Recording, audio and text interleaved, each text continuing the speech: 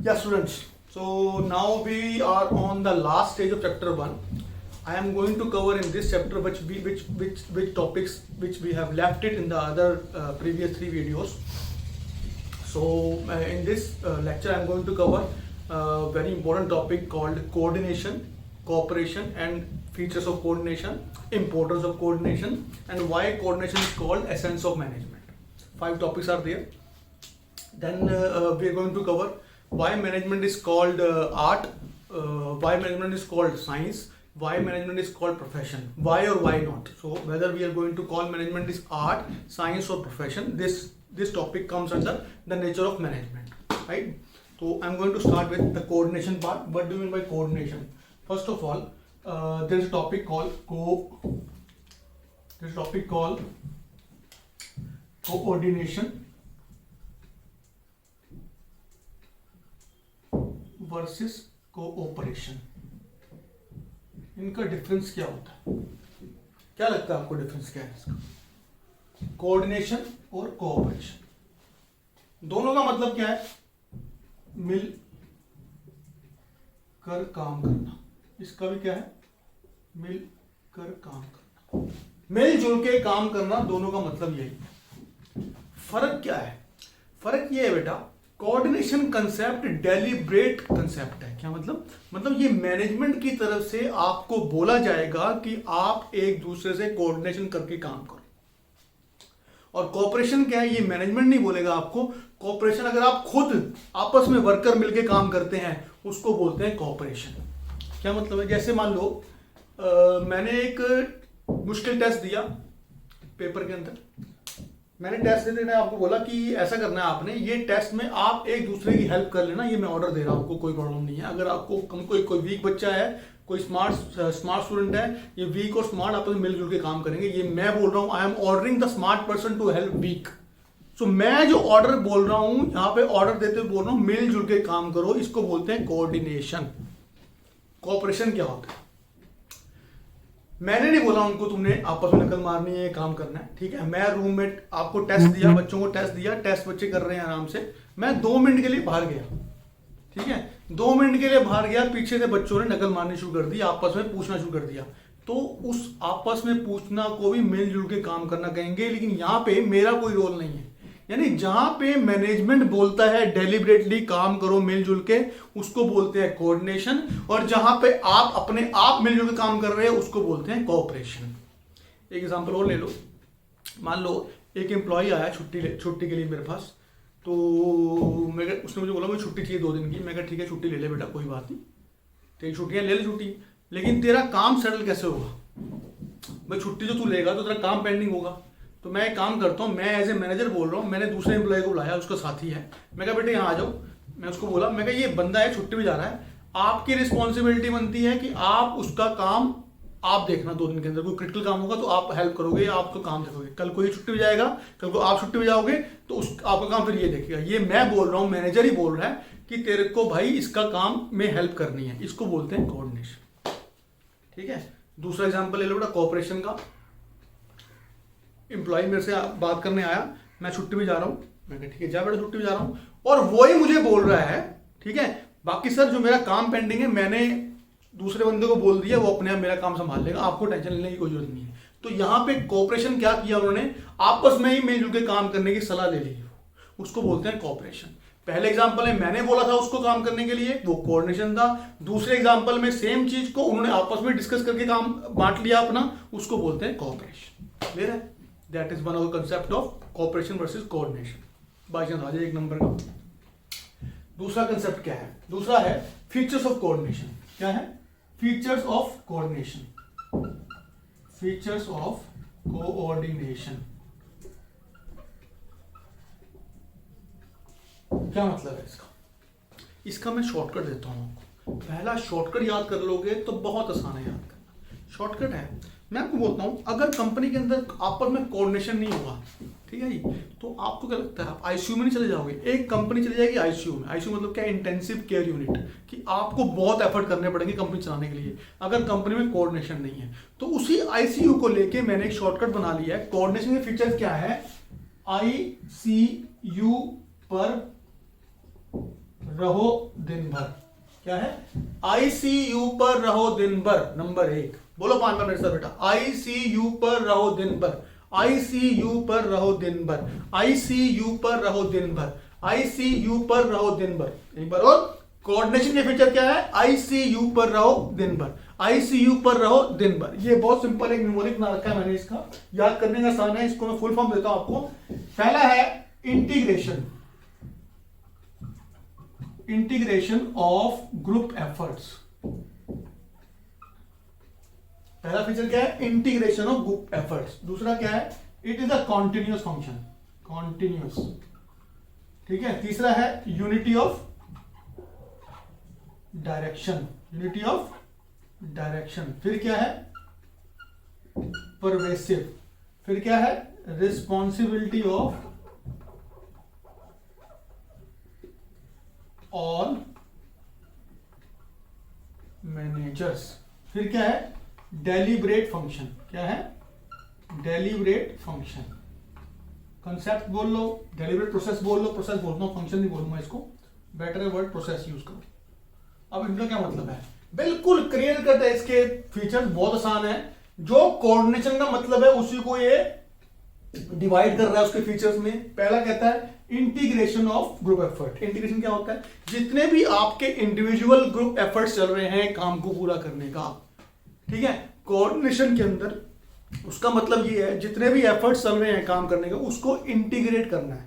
ये नहीं है कि प्लानिंग वाला अलग काम कर रहा है, ऑर्गेनाइजिंग वाला अलग काम कर रहा है, स्टाफिंग वाला अलग काम कर रहा है, डायरेक्टिंग कर रहा है। मैं प्लानिंग कर रहा हूं कि मुझे टीचर चाहिए इकोनॉमिक्स का, स्टाफिंग वाला मेरे को अकाउंट का टीचर दे रहा है, ये नहीं चलेगा।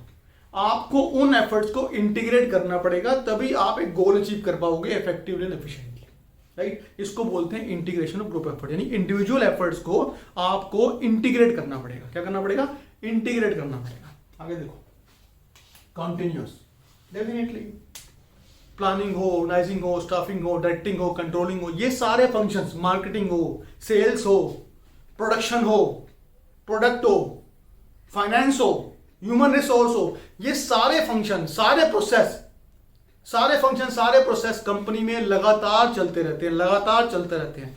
जब वो इंडिविजुअल फंक्शंस लगातार चल रहे हैं तो क्या कोऑर्डिनेशन लगातार नहीं चलेगा? यस, डेफिनेटली कोऑर्डिनेशन भी लगातार चलेगा। इसको बोलते हैं continuous effort, continuous effort. Second point, ठीक है। ये नोट्स पढ़ लेना, बहुत आसान है, बिल्कुल सिंपल है, कॉन्टिन्यूअस बार बार आएगा आपको। अगला है यूनिटी ऑफ डायरेक्शन।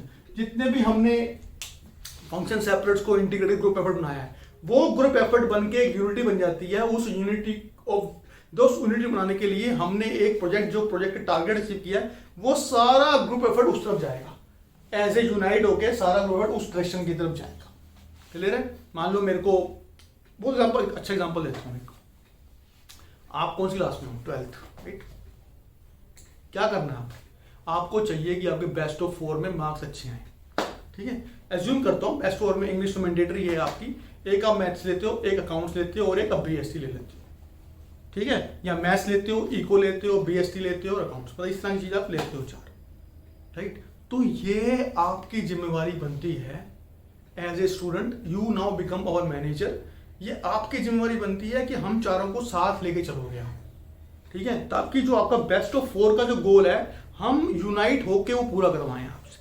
ये नहीं है कि सिर्फ बीएसटी के नंबर अच्छे आ गए, मैथ्स अकाउंट्स के नहीं आए तो बट्टा बैठ जाएगा। तो maths, accounts, eco, BST, English, इन चारों पांचों चीजों के साथ लेके चलोगे, तभी आपके ग्रुप एफर्ट्स पूरे होंगे, इंटीग्रेट होके पूरे होंगे और यूनिटी ऑफ डायरेक्शन की तरफ जाएंगे। यहाँ पे डायरेक्शन क्या है आपकी? श्री राम कॉलेज में आपका एडमिशन दिलवाना, 95% से ऊपर नंबर दिलवाना, किसी ना किसी सब्जेक्ट में 100% से ऊपर नंबर दिलवाना, ये आपका एक डायरेक्शन है। क्लियर हो गया? इसी एग्जाम्पल को सोच लेना आप, वहां जाएगा। परवेसिव, मैंने पहले ही बोल रखा है, 2-3 बार परवेसिव आया। परवेसिव का मतलब होता है चाहे कोई कंपनी छोटी हो, कोई कंपनी बड़ी हो, कोई कंपनी प्रॉफिट कमा रही हो, कोई कंपनी नॉन प्रॉफिट वाली हो, कोई कैसा फंक्शन हो, कोई कैसा प्रोसेस हो, ये फंक्शन कोऑर्डिनेशन का जो प्रोसेस है, जो कंसेप्ट है, ये उस हर कंपनी में काम आएगा। छोटा बड़ा, प्रॉफिट वाला, नॉन प्रॉफिट वाला, प्रोसेस हो, फंक्शंस हो, हर जगह ये कोऑर्डिनेशन काम आएगा। उसको बोलते हैं परवेसिव। बहुत सिंपल तरीका देता हूं परवेसिव को याद करने का। जब भी परवेसिव वाला वर्ड कहीं पे आएगा तो आप 3 ऑल याद रखोगे। ऑल क्यूब बोलता हूं उसको मैं, क्या बोलता हूं? ऑल क्यूब, ऑल इसका मतलब क्या है, all types of organization, all types of company में काम करेगा ये, ऑल साइज ऑफ कंपनी में काम करेगा ये, ऑल फंक्शंस में काम करेगा, फंक्शंस बोल दो, प्रोसेस बोल दो ऑफ कंपनी, इस तरह की चीज। तो ऑल क्यूब डाल देना इसके अंदर, ये जोड़ देना, इसको मिल जाएगा। इसका मतलब होता है परवेसिव, हर जगह काम करेगा, भगवान की तरह काम करेगा, अंतर्यामी। जो भगवान हर जगह है वो है, उसी तरह कोऑर्डिनेशन भी आपको हर जगह चाहिए, चाहे वो स्कूल हो, कॉलेज हो, इंस्टीट्यूट हो, हर जगह आपको कोऑर्डिनेशन चाहिए। अगला, रिस्पॉन्सिबिलिटी ऑफ ऑल मैनेजर्स। ये सिर्फ रिस्पॉन्सिबिलिटी मेरी बीएसटी एज ए बीएसटी के टीचर की नहीं है, ये सिर्फ रिस्पॉन्सिबिलिटी इको के टीचर की नहीं है, ये हमको maths, account, eco, BST, English, इन पांचों को बैठ के रिस्पॉन्सिबिलिटी लेनी पड़ेगी कि कहीं मैं लेक्चर ऐसे टाइम पे तो नहीं दे रहा कि वो लेक्चर मैथ्स के लेक्चर से क्लैश कर रहा हो, वो लेक्चर अकाउंट के लेक्चर से क्लैश कर रहा हो। तो हमने अपने टाइमिंग भी ऐसे ही डाल रखे हैं कि 5 से 6 मेरी क्लास, 6 से 7 मैथ्स की क्लास, 7 से 8 अकाउंट्स की क्लास, तो एक के बाद एक क्लास है और डिफरेंट दिन में बांट रखी है। उससे क्या फर्क पड़ता है, उससे ये फर्क पड़ेगा आपको कि कभी भी ये क्लैशिंग नहीं होगी। तो ये रिस्पॉन्सिबिलिटी सिर्फ अकेले बीएसटी के टीचर की नहीं है, अकेले इको के टीचर की नहीं है, ये रिस्पॉन्सिबिलिटी हम सब चारों पांचों बंदों की है। साथ में आपकी रिस्पॉन्सिबिलिटी भी है कि आप इन चीज को फॉलो करो। चलो बेटा, इसलिए इसको बोला जाता है ये रिस्पॉन्सिबिलिटी ऑल मैनेजर की है। बाकी डेलिब्रेट प्रोसेस है, ये कॉपरेशन की बात नहीं चल रही, ये डेलिब्रेटली बोला जाता है। मैनेजर अपने बंदे को डेलिब्रेटली बोलता है, मैनेजर अपने बंदे को डेलिब्रेटली बोलता है बेटा कि ये आपको कोऑर्डिनेशन करके रखनी है, कोऑर्डिनेशन अगर नहीं होगी तो भट्टा बैठ जाएगा काम का। जानबूझ के बोला गया प्रोसेस है ये कोऑर्डिनेशन, अपने आप नहीं चलेगा भैया, मैं बोल रहा हूं कोऑर्डिनेशन करो अपने आपस में, ठीक है जी, ये ध्यान रखना। तो ये हमारे फीचर खत्म हो गए। मैं फिर बोलता हूं, 5 बार बोल लेते हैं, दोबारा एक बार याद हो जाएगा। आईसीयू पर रहो दिन भर, आईसीयू पर रहो दिन भर, आईसीयू पर रहो दिन भर, आईसीयू पर रहो दिन भर, आईसीयू पर रहो दिन भर। जैसे मैंने बोला बेटा वो आप भी बोलो साथ में, अकेले मेरे मेहनत करने से काम नहीं चलेगा, याद करना है तो आपको भी बोलना पड़ेगा। ये है फीचर्स ऑफ कोऑर्डिनेशन। पहला है integration of group efforts, continuous, unity of direction, pervasive, responsibility of all manager, deliberate process. ये रहा आपका कोऑर्डिनेशन, ठीक है जी। कोऑर्डिनेशन की इंपॉर्टेंस आती है, बहुत आसान है वो भी, उसको बोलते हैं GFS।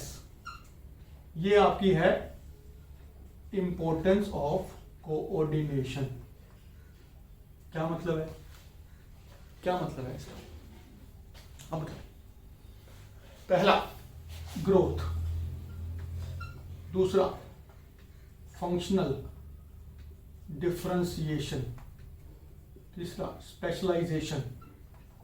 क्या मतलब है इसका कि इंपॉर्टेंस का मतलब क्या होता है, बेसिकली नीड, कि मुझे कोऑर्डिनेशन की नीड क्यों पड़ती है, कोऑर्डिनेशन की नीड मुझे क्यों पड़ती है। जैसे जैसे कंपनी ग्रो करती जाएगी, क्या जैसे जैसे कंपनी ग्रो करती जाएगी उतनी ही ज्यादा कोऑर्डिनेशन की जरूरत पड़ती है। कंपनी छोटी होगी, जरूरत पड़ती है कोऑर्डिनेशन की, पर वो इतने लेवल पर नहीं पड़ती। लेकिन जैसे जैसे कंपनी बड़ी होती जाएगी, कॉम्प्लेक्स होती जाएगी, स्ट्रक्चर उसका कॉम्प्लेक्स होता जाएगा, उसमें कोऑर्डिनेशन की जरूरत पड़ती ही पड़ती। आगे फंक्शनल डिफरेंशिएशन, क्योंकि आपको पता है अगर मैं यहां बात करता हूं, इको अलग है, बीएसटी अलग है, मैथ्स अलग है, अकाउंट्स अलग है, इंग्लिश अलग है, ये पांचों फंक्शन मान लो एक मैनेजमेंट के, ये अलग है, ठीक है। तो आपके हिसाब से जब इतने अलग फंक्शंस हैं तो क्या कोऑर्डिनेशन की जरूरत नहीं पड़ेगी आपको? पढ़ाई कब करनी है, किस टाइम मैथ्स करना है, किस टाइम अकाउंट्स करना है, किस टाइम इको करना है, ये आपको कोऑर्डिनेट करके चलना पड़ेगा। As far as management is concern, planning का फंक्शन होता है, ऑर्गेनाइजिंग का फंक्शन होता है, डायरेक्टिंग है, स्टाफिंग है, कंट्रोलिंग है, प्रोसेस समझ लो, मार्केटिंग का प्रोसेस है, ह्यूमन रिसोर्स है, फाइनेंस है। अगर ह्यूमन रिसोर्स कह रहा है कि मुझे फाइनेंस चाहिए, क्यों चाहिए? क्योंकि मुझे 2 बंदे हायर करने हैं, नहीं, ठीक है, कल को फाइनेंस देने को मना कर दे, चल जाएगा काम। तो ये इतने ज्यादा फंक्शन में डिफरेंशिएशन है, उस डिफरेंशिएशन को सिमिलैरिटी या कवर करने के लिए कोऑर्डिनेशन का होना बहुत जरूरी है। स्पेशलाइजेशन, ये बहुत बड़ा गड़बड़ सा कंसेप्ट है, तो समझने की कोशिश करना। जैसे जैसे बंदा स्पेशलाइज होता जाता है, जैसे मैं मान लो मेरे अंदर एक बंदा है, काम करता है, ठीक है, वो बंदा धीरे धीरे धीरे धीरे काम करते करते उसने स्पेशलाइजेशन निकाल ली, ठीक है। मुझे लड़का अच्छा लगता था, तो एक ऑफर आई बाहर से प्रोजेक्ट के अंदर कि आपको जो है एक बंदे को बाहर भेजना है, वो नया काम सीखना है, ठीक है। मैंने कहा ठीक है। वो लड़का था, उसको मैंने कहा ठीक है तू बाहर चला जा, तू नया काम सीख के आ। वो बंदा बाहर गया, 3 महीने उसने मेहनत करी, वो काम सीख के आ गया। अब काम सीख के आ गया तो ही बिकम्स स्पेशलिस्ट, हीरो बन गया वो कंपनी के अंदर, प्रोजेक्ट के अंदर हीरो बन गया बेटा। अब जब हीरो बन गया प्रोजेक्ट के अंदर, तो उसने क्या किया, अपने काम को छुपाना शुरू कर दिया कि मैं दूसरे को नहीं बताऊंगा, दूसरों की हेल्प में नहीं करूंगा। ऐसा होता है, बड़ा ह्यूमन नेचर है ये, ठीक है। तो ऐसे काम में, ऐसी जगह में मैनेजर की रिस्पॉन्सिबिलिटी बनती है कि वो स्पेशलिस्ट को बोले भाई ऐसा है, ये तेरी मॉरल ड्यूटी है, रादर मॉरल क्या, तेरी ये ड्यूटी है कि तू दूसरे को भी काम सिखाए। तो वहां पे भी कोऑर्डिनेशन की जरूरत पड़ेगी। ये वर्ड वहां से आएगा। जैसे जैसे काम स्पेशलाइजेशन लेवल में जाता रहता है, तो जिनको काम नहीं आता उस स्पेशलिस्ट लेवल का, तो उसमें स्पेशलिस्ट को वहां पे उन बंदों के लिए कोऑर्डिनेशन काम करना ही पड़ेगा। ये है आपकी इंपॉर्टेंस ऑफ कोऑर्डिनेशन, ठीक है। अब मैं आपको एग्जांपल देता हूं। कोऑर्डिनेशन, आपको पता है फंक्शन मैनेजमेंट कौन कौन से हैं, पहले बताया मैंने को, पोस्ट डीसी। कौन कौन से हैं, POSDC, planning, organizing, staffing, directing, controlling. ये 5 फंक्शन है, जो 5 चैप्टर में आ गए। अब ये 5 जो फंक्शन है, तो कोऑर्डिनेशन को फंक्शन क्यों नहीं बोला मैनेजमेंट गुरुज ने, क्यों नहीं बोला? हेनरी फ्योल ने 4 फंक्शन निकाल लिए अपनी लाइफ के अंदर, तो उसने कोऑर्डिनेशन क्यों नहीं ऐड किया इसके अंदर? क्योंकि इसलिए ऐड नहीं किया, उसके हिसाब से या हर मैनेजमेंट के हिसाब से कोऑर्डिनेशन जो है एक तरह से मैनेजमेंट की एसेंस है, मैनेजमेंट की आत्मा है एक तरह से। क्या मतलब है कि coordination will not be called separate function but an essence of management. Why? Because coordination is required in each and every function. एक तो इंडिविजुअल फंक्शन के अंदर भी कोऑर्डिनेशन चाहिए और एक इंटर फंक्शन के अंदर भी कोऑर्डिनेशन चाहिए। क्या मतलब है इसका? मैं प्लानिंग की बात करता हूं, तो क्या एक हाई लेवल का प्लान बनाया टॉप लेवल मैनेजर में, मिड लेवल का प्लान बनाया मिडिल लेवल ने, और लोअर लेवल का प्लान बनाया लोअर लेवल मैनेजमेंट ने, तो क्या इन मैनेजमेंट के प्लान के अंदर कोऑर्डिनेशन की जरूरत नहीं पड़ेगी? जरूर पड़ेगी। कैसे काम चल जाएगा? अगर बड़े लेवल का प्लान छोटे लेवल से मैच नहीं करेगा तो काम कैसे पूरा होगा?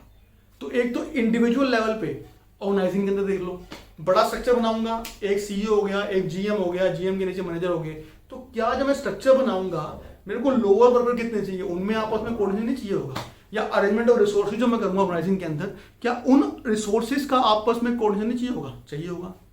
यानी सेपरेट फंक्शन मैं इसलिए नहीं बोल रहा हूं क्योंकि ये कोऑर्डिनेशन हर जगह चाहिए। स्टाफिंग के अंदर भी आपको कोऑर्डिनेशन चाहिए होगा, इसी तरह आपको डायरेक्टिंग के अंदर सब एलिमेंट्स में कोऑर्डिनेशन चाहिए होगा। लीडरशिप, क्या एलिमेंट्स है डायरेक्टिंग के अंदर? लीडरशिप है, कम्युनिकेशन है, मोटिवेशन है, सुपरविजन है। ये क्या आपस के जो एलिमेंट है, क्या लीडरशिप को कम्युनिकेशन से कोऑर्डिनेशन नहीं चाहिए होगा? क्या लीडरशिप बगैर बात किए अपनी लीडरशिप चला लेगा? क्या लीडरशिप अच्छी कम्युनिकेशन के बगैर क्या वो काम चला लेगा? तो वहां भी कोऑर्डिनेशन चाहिए ही चाहिए।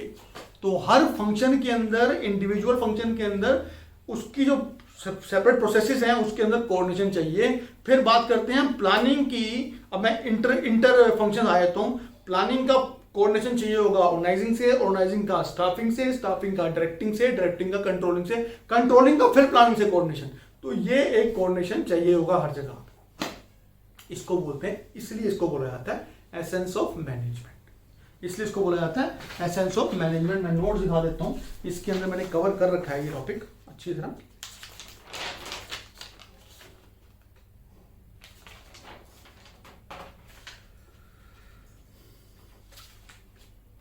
यहां ये पूरा कवर कर रखा है, थोड़ा देखना, यहां पे सारा कवर कर रखा है,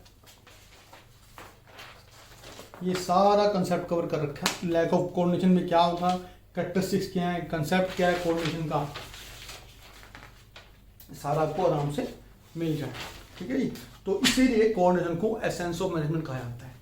ठीक है, तो ये कोऑर्डिनेशन खत्म हो गया। एक टॉपिक बड़ा इंपॉर्टेंट टॉपिक था, मेरा मन था करवाने का, मैंने करवा दिया आपको कोऑर्डिनेशन का टॉपिक। एक आखिरी टॉपिक रह गया आपका नेचर ऑफ मैनेजमेंट।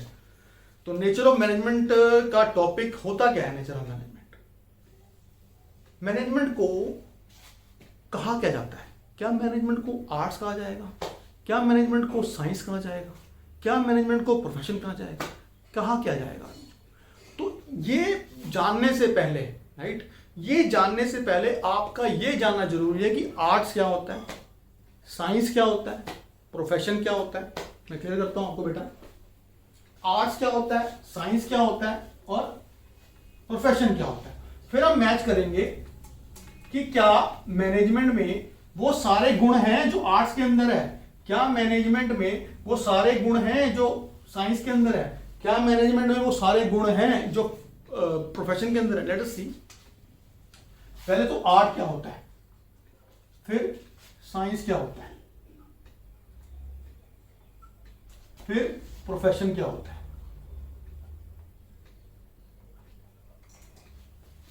ध्यान से देखना बेटा।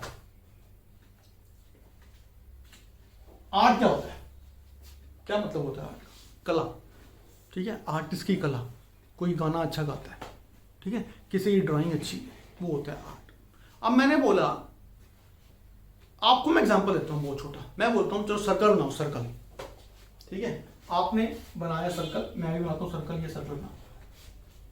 तो सर्कल क्या होता है, right, it is one type of art है। तो सर्कल क्या होता है आपको भी पता है, मेरे को भी पता है, हम दोनों ने बना दिया सर्कल, ठीक है। अब मैंने ये बोला आपको, अब सर्कल के ऊपर कुछ भी ड्राइंग बनाओ, ठीक है, बना लेते हैं। मैंने ड्राइंग बनाई, सिंपल सा, मैंने एक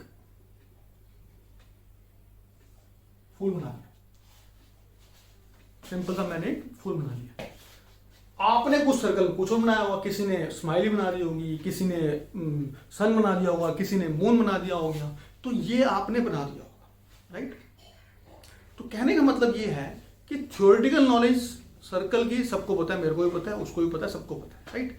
उस थ्योरेटिकल नॉलेज में काम करने के लिए मैंने पर्सनलाइज एप्लीकेशन यूज की, उससे मैंने फूल बना लिया। और जैसे जैसे मैं प्रैक्टिस करता रहूंगा, क्रिएटिविटी करता जाऊंगा इसके अंदर, मेरे को इंप्रूवमेंट होती ही जाएगी। ऐसे ही आर्ट में भी यही होता है। पहला पॉइंट होता है आर्ट के अंदर, यहां देखो ध्यान से, आर्ट के अंदर पहला पॉइंट क्या होता है, existence of theoretical knowledge, existence of theoretical knowledge, हमारे केस में सर्कल था, ठीक है। दूसरा है, पहला पॉइंट, दूसरा है पर्सनलाइज एप्लीकेशन, क्या है, पर्सनलाइज एप्लीकेशन, ठीक है। तीसरा है practice and creativity, practice and creativity इसी फूल के अंदर है। पहला सर्कल बनाया मैंने, उसको अपनी एप्लीकेशन यूज की, मैंने एक फूल बना दिया, मैं बार बार बनाता जाऊंगा, वो और अच्छा बेटर बनता जाएगा। ये है आर्ट। तो आर्ट में तीन फीचर्स होते हैं, पहला existence of theoretical knowledge, personalize application, practice and creativity. अब ये चेक करना है कि क्या मैनेजमेंट में भी ये फंक्शंस होते हैं, क्या ये कैरेक्टरिस्टिक मैनेजमेंट के होते हैं। लेट अस सी बेटा। पहला point, existence of theoretical knowledge, क्या मैनेजमेंट में नॉलेज नहीं है? हाँ है। तुम क्या पढ़ रहे हो, तुम जो ये नोट्स पढ़ रहे हो, एनसीईआरटी पढ़ रहे हो, मैनेजमेंट के बारे में बुक्स होती हैं, डेफिनेटली है। तो पहला मैच करेंगे, मैनेजमेंट में है कि नहीं है, पहला मैच करेंगे, ठीक है। दूसरा पर्सनलाइज एप्लीकेशन, डेफिनेटली है। मेरा मैनेज करने का तरीका डिफरेंट है, सुमित सर का मैनेज करने का तरीका डिफरेंट है, मनीष सर का मैनेज करने का तरीका डिफरेंट है, इंग्लिश वाले सर का मैनेज करने का तरीका डिफरेंट है। हर टीचर का एक मैनेज करने का तरीका है, हर बंदा पर्सनलाइज एप्लीकेशन यूज करता है। तो दूसरा भी फीचर मैनेजमेंट में है, ठीक है जी। तीसरे की बात करते हैं। जैसे जैसे हम प्रैक्टिस करते जाएंगे, क्रिएटिव होते जाएंगे, जैसे जैसे हम जिस तरह आर्टिस्ट प्रैक्टिस कर करके क्रिएटिव बन जाता है, उसी तरह एक मैनेजर भी प्रैक्टिस कर करके क्रिएटिव बनता जाता है। तो ये फीचर भी मैनेजमेंट के अंदर है। तो तीन फीचर आर्ट में थे और तीनों मैनेजमेंट में पाए जाते हैं, इसीलिए मैनेजमेंट को प्रॉपर आर्ट बोला जाता है। Management is art, why? Because all the features of management is there in management, all the feature of art is there in management. बेटा पहला कवर हो गया, ठीक है। दूसरे की बात कर लेते हैं बेटा। दूसरा क्या है? साइंस। क्या है? साइंस। पहला पॉइंट है इसका systemised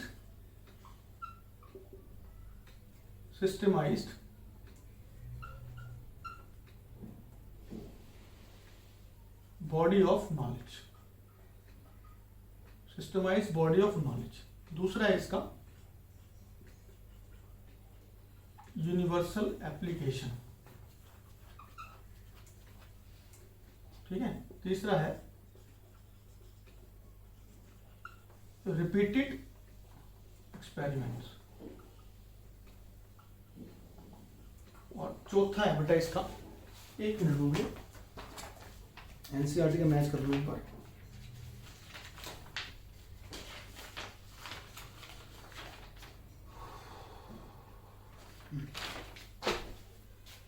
cause and effect relationship. क्या मतलब है साइंस का? साइंस का मतलब होता है कि एक सिस्टमैटिक बॉडी ऑफ नॉलेज है साइंस, डेफिनेटली है। हाइड्रोजन का शॉर्ट फॉर्म क्या होता है? H2। ऑक्सीजन क्या होता है? O2। तो अगर आप H2 लिखोगे तो हाइड्रोजन बोलेंगे उसको, O2 लिखोगे तो ऑक्सीजन बोलेंगे, तो एक नॉलेज है। क्या साइंस का दूसरा फीचर क्या है? यूनिवर्सल एप्लीकेबिलिटी, डेफिनेटली है। अगर आप हाइड्रोजन में ऑक्सीजन मिक्स करोगे तो पानी ही बनेगा, ठीक है जी। चाहे वो आप हिंदुस्तान में करो, चाहे अमेरिका में करो, चाहे चाइना में करो, चाहे इटली में करो, कहीं भी करोगे तो वो पानी ही बनेगा। क्या बनेगा? पानी ही बनेगा। तो ये पहला फीचर हुआ, ये दूसरा फीचर हुआ। रिपीटेड एक्सपेरिमेंट, जितने भी ये साइंस के प्रिंसिपल बनते हैं, एक बार में कभी नहीं बनता। वो साइंस के जो प्रिंसिपल बनते हैं आपके, वो आपको 10-12 बार, 50 बार, 100 बार, 200 बार, 500 बार, 1000 बार आपको रिपीट करना पड़ेगा, then only it will become a science principle, ठीक है। कॉज एंड इफेक्ट, हर चीज का कुछ ना कुछ पहले कोई ना कोई कॉज होगा, ठीक है। न्यूटन ने एप्पल ऊपर से गिरा तो वो नीचे आया, कॉज क्या था? गिरना, उसका नीचे आना, उसका इफेक्ट हुआ। ये ग्रेविटेशन फोर्स की बात कर रहा हूं। तो साइंस के अंदर हर चीज का कुछ ना कुछ कॉज होगा और उस कॉज का कुछ ना कुछ इफेक्ट होगा। मैंने हाइड्रोजन और ऑक्सीजन को मिलाया, ये कॉज था, उसका इफेक्ट हुआ कि पानी निकला, ठीक है। तो साइंस के प्रिंसिपल ये है, क्या क्या है? Systemised body of knowledge, hydrogen oxygen, universal applicable, चाहे वो लंदन हो चाहे हिंदुस्तान हो, जब भी हाइड्रोजन ऑक्सीजन मिलेगा वो पानी ही बनेगा। रिपीटेड एक्सपेरिमेंट, बार बार एक्सपेरिमेंट करने के बाद ही साइंस बनता है। Cause and effect relationship, clear है जी। ये चार आपके साइंस के फीचर हैं। अब मैं चेक करता हूं क्या मैनेजमेंट में ये चारों के चारों फीचर हैं कि नहीं है। Let us see. Systematized body of knowledge, of course we are having systematized body of knowledge, बिल्कुल सेम इसी के तरह है। एक मैनेजमेंट की भी एक बॉडी ऑफ नॉलेज है, पॉज डीसी हो गया, प्लानिंग को पी बोलते हैं, ऑर्गेनाइजिंग को ओ बोलते हैं, ह्यूमन रिसोर्स को HR बोलते हैं। तो it is also there in management. पहला पॉइंट क्लियर हो गया। यूनिवर्सल एप्लीकेबिलिटी, यहां गड़बड़ है। क्या मतलब? आधा बोल देता हूं मैं कि हर जगह मैनेजमेंट के प्रिंसिपल एक जैसे फॉलो नहीं होते। क्या मतलब है? क्योंकि we are dealing with human beings. क्या? We are dealing with human being. Human being कैसे रिएक्ट करेगा उस प्रिंसिपल पे, वो हमेशा उसके नेचर पे डिपेंड करता है। इसलिए मैं ये बोलता हूं कि मैनेजमेंट में यूनिवर्सल एप्लीकेबिलिटी नहीं है। आपको अपने प्रिंसिपल अकॉर्डिंग टू सिचुएशन या प्रिवेलिंग एनवायरमेंट चेंज करने पड़ते हैं, ठीक है जी। रिपीटेड एक्सपेरिमेंट, ये ठीक है। चाहे वो हेनरी फ्योल हो, चाहे वो FW टेलर हो, चाहे वो अब्राहम मास्लो हो, कोई भी बंदा हो जो मैनेजमेंट गुरु है, उसने ये प्रिंसिपल बनाए हैं या मैनेजमेंट की थ्योरीज बनाई हैं उसने, तो वो बार बार एक्सपेरिमेंट और ऑब्जर्वेशन करने के बाद ही बनाई है। तो ये मैच कर रहा है उसमें। कॉज एंड इफेक्ट, हाँ कॉज एंड इफेक्ट होता है, लेकिन हर बंदे पे सिमिलर इफेक्ट नहीं होगा। As I told you earlier, we are dealing with human being. तो हर ह्यूमन बीइंग पे एक प्रिंसिपल का इफेक्ट डिफरेंट होगा, किसी पे डिफरेंट होगा। तो ये भी मैं कहता हूं आधा मिलता है, आधा नहीं मिलता, ठीक है। तो क्या आपको लगता है कि मैनेजमेंट साइंस है? अब कंफ्यूजन है इसके अंदर, ठीक है। मैनेजमेंट साइंस है, कोई बोलेगा है क्योंकि 2 मैच कर रहे हैं पूरे, एक आधा मैच कर रहा है। कोई भी बोलेगा मैनेजमेंट साइंस नहीं है क्योंकि 2 मैच नहीं कर रहे पूरे। तो जी हाँ, बिल्कुल ऐसा ही है। तो इसीलिए आपके एनसीईआरटी में मैनेजमेंट को साइंस नहीं बोला गया है, मैनेजमेंट को बोला गया इन एग्जैक्ट साइंस। तो मैनेजमेंट क्या है? Management is in exact science. In exact science है मैनेजमेंट। क्या है? इन एग्जैक्ट साइंस, ठीक है बेटा। सोशल साइंस भी लिखा हुआ है एनसीईआरटी के अंदर, तो आप एक ये वर्ड डालना, management is in exact science because some of the features are exactly matching with the management, but some of the features are not matching with the management. ठीक है, आर्ट में सारे फीचर मैच कर रहे थे, इसलिए मैंने बोला था मैनेजमेंट इज एन आर्ट। इसमें कुछ मैच कर रहे हैं, कुछ मैच नहीं कर रहे हैं। ठीक है बेटा, आखिरी टॉपिक प्रोफेशन। थोड़ा फास्ट जाऊंगा, रिपीट कर लेना आप वीडियो एक बार। प्रोफेशन क्या होता है, पहले तो ये पता होना चाहिए कि प्रोफेशन होता क्या है, तभी बंदा आगे बढ़ पाएगा। प्रोफेशन होता क्या है,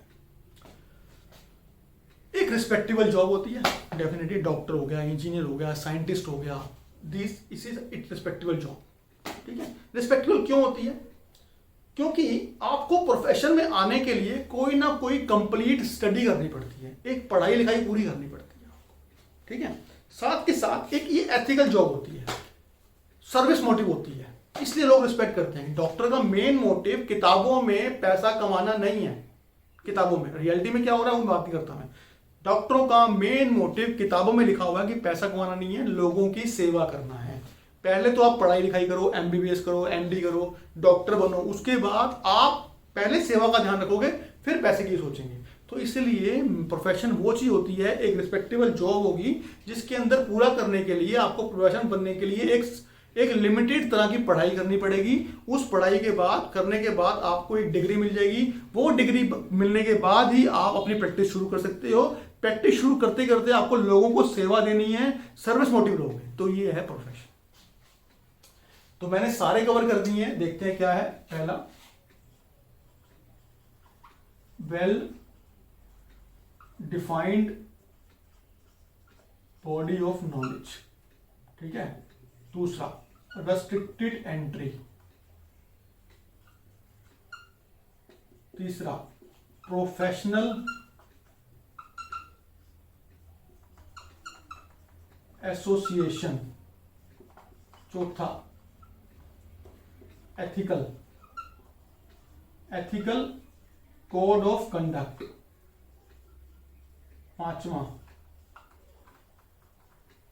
सर्विस मोटिव। अगेन मैं रिपीट करता हूं, well defined body of knowledge, MBBS की पढ़ाई होगी तो मोटी मोटी किताबें होंगी। दूसरा रेस्ट्रिक्टेड एंट्री, हर बंदा डॉक्टर नहीं बन सकता, हर बंदा इंजीनियर नहीं बन सकता, हर बंदा साइंटिस्ट नहीं बन सकता। जिस बंदे ने एमबीबीएस पूरी करी है, he will only be called doctor, right. आगे प्रोफेशनल एसोसिएशन, हर प्रोफेशन की एक एसोसिएशन होती है। ठीक है, जैसे आईसीएमआर है डॉक्टरी की, ठीक है, ऐसे ही एलएलबी की भी कोई ना कोई होगी, मेरे को पता नहीं है। तो इस तरह के आपके एक एसोसिएशन है हर बंदे। ठीक है, अगला मैंने बोल दिया एथिकल है, आपको बेईमानी नहीं करनी, एथिक्स में चलना है। लास्ट में सर्विस मोटिव है। सर्विस मोटिव का मतलब क्या है कि आपका मेन एम सर्विस प्रोवाइड करना है, प्रोफेशन का मेन एम सर्विस प्रोवाइड करना होता है। क्लियर है, तो ये पांचों आपकी कैरेक्टरिस्टिक्स हैं प्रोफेशन के अंदर। अब मैं मैच करता हूं, क्या ये कैरेक्टरिस्टिक मैनेजमेंट में है। Let us see, well defined body of knowledge, of course we are having a well defined body of knowledge in management. NCERT की जो बुक है आपकी वही है। पहला मैच करेगा रेस्ट्रिक्टेड एंट्री, ये नहीं है। क्या मतलब, क्या आपको लगता है कि सारे मैनेजर ने एमबीए की होगी? नहीं, कुछ ने की होगी, कुछ ने नहीं की होगी। रेस्ट्रिक्टेड मैंडेटरी नहीं है, हाँ की होगी तो अच्छी बात है, की होगी तो अच्छी बात है, तो ये मैच नहीं कर रहा। प्रोफेशनल एसोसिएशन, हाँ ये मैच कर रहा है। हमारे में भी है आईमा, AIMA, एक ऑल इंडिया मैनेजमेंट एसोसिएशन है, एक एसोसिएशन है, लेकिन अगेन सेम चीज, मैंडेटरी नहीं है। आपको रजिस्टर्ड करना मैंडेटरी नहीं है, लेकिन एमबीबीएस में रजिस्टर्ड करना मैंडेटरी है। आगे एथिकल कोड ऑफ कंडक्ट, ठीक है करना चाहिए, मान लेते हैं, चलो। सर्विस मोटिव, ये भी मैंडेटरी नहीं है, क्योंकि हमारा मेन काम होता है अपनी कंपनी के लिए प्रॉफिट अर्न करना। ठीक है, तो ये काम है, लेकिन आजकल लोग इस पर भी ध्यान दे रहे हैं। आप देख भी रहोगे आजकल कोरोना के चक्कर में कितने मैनेजर जो कंपनीज हैं वो किसी तरह की सोसाइटी में हेल्प कर ही रही हैं किसी न किसी तरह से। तो मैंने ये देखा प्रोफेशन जो है में सारे मैच नहीं कर रहे, सारे फीचर मैच नहीं कर रहे मैनेजमेंट के अंदर, लेकिन हाँ अगर होंगे तो वो अच्छी बात है। ठीक है, तो एक तरह से management is going towards becoming a good profession, right. तो आपको इसी तरह की लाइन डालनी है। तो बेसिकली इससे ये कवर होता है। अगर मैं कंक्लूड करूं इसको, तो management is art, definitely. Why? Because all the features of management are there, all the feature of art are there in management. Management is in exact science or social science. Why? Because not all the features are matching with the management. Management is not a profession but it is going towards that direction. अगर आप management की degree लोगे तो अच्छी बात है, अगर आप एक एसोसिएशन से जुड़ जाओगे तो अच्छी बात है। इसीलिए हम मैनेजमेंट को प्रोफेशन नहीं बोल रहे, लेकिन हाँ बहुत जल्दी वो उस तरफ जा रही है। ठीक है, तो ये मैंने कंक्लूड कर दिया, इसके नोट्स मैंने आपको दे रखे हैं, उस नोट्स में इसके बारे में पूरा टॉपिक है। ठीक है, इसके बाद हमारा अब ये पहला चैप्टर कंप्लीट हो गया है। पहले चैप्टर में क्या क्या था, मैनेजमेंट क्या होता है, मैनेजमेंट की कैरेक्टरिस्टिक्स क्या है, इफेक्टिव मैनेजमेंट क्या होती है, एफिशिएंट मैनेजमेंट क्या होती है, इंपॉर्टेंस ऑफ मैनेजमेंट क्या होती है, लेवल ऑफ मैनेजमेंट क्या होता है, ऑब्जेक्टिव ऑफ